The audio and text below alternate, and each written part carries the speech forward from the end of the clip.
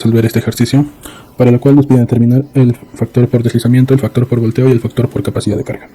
Nos brindan los siguientes datos, ¿no? La altura, la base, el tamaño del talón, el tamaño de la punta, también el ancho del muro y el fondo de cimentación. Se divide el muro y el suelo sostenido en 5 secciones, ¿no?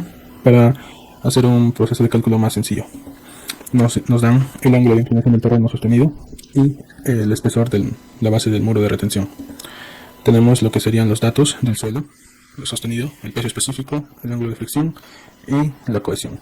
De igual manera, del piso del suelo que está soportando la estructura. Tenemos lo que es la presión activa, con una inclinación de 10 grados y con sus componentes, tanto en el eje horizontal y en el eje vertical. También tenemos el punto C, que va a ser un punto de aplicación de momentos para determinar el factor por volteo. Nos piden hallar el factor de volteo, el factor de deslizamiento y el factor por capacidad de carga, ¿no? Para lo cual vamos a empezar determinando la altura total que existe desde este punto hasta este punto. Para lo cual empezamos, ¿no? Tenemos 6 metros más el espesor de la base más esta pequeña longitud, que sería igual a 2.6 por tangente de 10. Este valor obtenemos, ¿no? Despejando de este triángulo, haciendo la tangente del ángulo de 10 grados y despejando este lado. Para lo cual tenemos una altura total de 7.158 metros. Luego pasamos a determinar el empuje activo, para lo cual tenemos la siguiente fórmula. Tenemos que la presión activa o el empuje activo es igual a 1/2 del peso específico del suelo por la altura total al cuadrado por un coeficiente de presión activa. Tenemos lo que es el peso específico, la altura total. Lo que no tenemos es ese coeficiente de presión activa, ¿no? Para lo cual vamos a hacer uso de una tabla que, con ayuda del ángulo de inclinación y el ángulo de fricción, vamos a determinarlo. Nuestro ángulo de inclinación del terreno es de 10 grados y el ángulo de fricción es de 30, por lo cual nuestro valor sería 0.35. Ya teniendo este coeficiente de empuje activo, vamos a reemplazarlo en la fórmula, que nos daría una presión activa igual a 161.39 kN/m. Este valor lo vamos a descomponer en sus dos componentes, valga la redundancia, en el componente vertical y en el componente horizontal. La presión horizontal sería igual a la presión activa por el coseno de alfa. Eso nos daría un valor de 158.95 kN/m. De igual manera vamos a hallar la presión vertical, que sería igual a 28.03 kN. Proseguimos con el desarrollo y vamos a empezar ya con el cálculo del factor de seguridad por volteo. Para ello vamos a tener que determinar el momento resistente, todas las fuerzas que resisten el volteo, ¿no? Para eso vamos a hacer uso del siguiente cuadro. En este cuadro vamos a tener lo que es la sección, el área de la sección, el peso por unidad de longitud, el brazo de momento desde el punto C y los momentos que genera cada sección multiplicados por su brazo de momento. Tenemos 5 secciones, por lo cual vamos a colocar con su área respectiva a cada uno.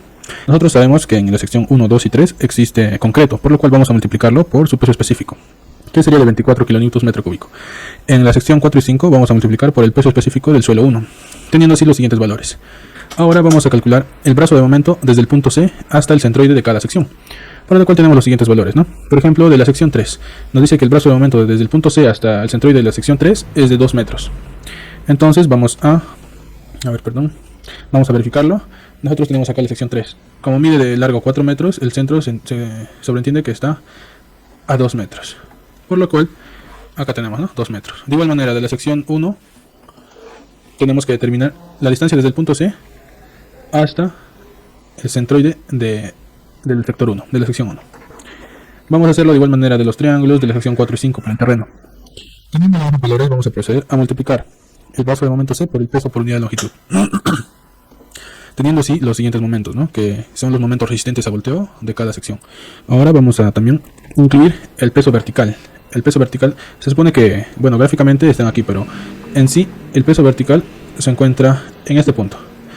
La presión activa estaría aplicada en este punto. Aquí tendría su componente vertical y acá su componente horizontal. Entonces la presión vertical también apoyaría a los momentos resistentes a volteo. La presión vertical es igual a 28.03 kN. Su brazo de momento es de 4 metros y nos da un momento de 112.12 kN/m. Vamos a calcular la sumatoria de todos. Aquí tenemos, ¿no? La sumatoria de las fuerzas verticales es igual a 473.14 y lo que estábamos buscando, ¿no? La sumatoria de momentos resistentes al volteo es igual a 1132.95 kN. Con este valor tenemos que determinar ahora el momento de volteo, las fuerzas que ocasionan este volteo en el muro, ¿no? Nos indica que el momento de volteo es igual a la presión horizontal por la longitud entre 3, la altura total, mejor dicho, del muro entre 3. Nos da un momento de volteo de 379.25 kN/m. Entonces, reemplazamos, ¿no?, en la fórmula de factor de seguridad, que es igual a la sumatoria de momentos resistentes entre el momento de volteo, teniendo así un valor de 2.98, que es mayor a 2. Como hayamos visto en la parte de la teoría, nos indica que el factor de seguridad de volteo debe ser siempre mayor a 2. Por lo tanto, este factor de volteo es correcto. Eso significa que no tendríamos que predimensionar el muro para que no sufra un volteo. Ahora continuamos con los cálculos. Ahora vamos a determinar lo que sería el factor por deslizamiento. Para determinar el factor por deslizamiento, tenemos que la fórmula para este factor es igual a la sumatoria de las fuerzas verticales por la tangente de K sub 1 por el ángulo de fricción del suelo 2 más la base del muro de retención por K sub 2 por la cohesión del suelo 2 más la presión pasiva entre la presión activa por el coseno del ángulo de inclinación del terreno sostenido. Nos indica, ¿no?, que K sub 1 y K sub 2 se va a considerar igual a 2 tercios.